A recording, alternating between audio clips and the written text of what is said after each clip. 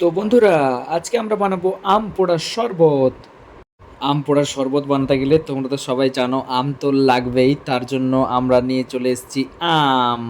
Polythene ভর্তি করে আম নিয়ে চলে এসেছি। এরপরে আমগুলাকে আমাদেরকে পোড়াতে হবে। এই পোড়ানোর জন্য আম পোড়ানোর জন্য এই যে আমি লোভ সামলাতে পারলাম না, তাই জন্য একটা আম নিয়ে আমি কামড়ে দিলাম। যাই হোক, খুব টক ছিল, তাও কিন্তু ভালো লাগছিল।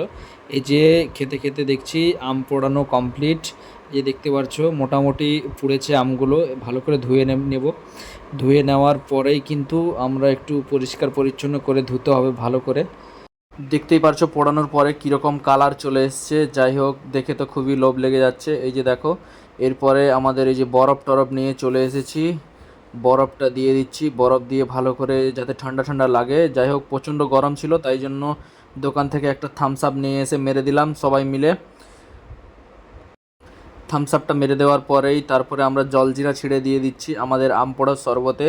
জলজিরাটা ভালো করে দিয়ে ভালো করে মিক্সড করে নিতে হবে যাতে খেতে মোটামুটি ভালো লাগে। তো চিনিও দিয়ে দিয়েছি আমরা। এই যে রেডি হয়ে গেছে আমাদের শরবত। তো দেখি কেমন লাগে খেতে। যে মোটামুটি খুবই ভালো হয়েছে। পোড়া পোড়া ভাবটা একটু বেশি ছিল। তাও কেমন লাগলো ভিডিওটি অবশ্যই জানাবে।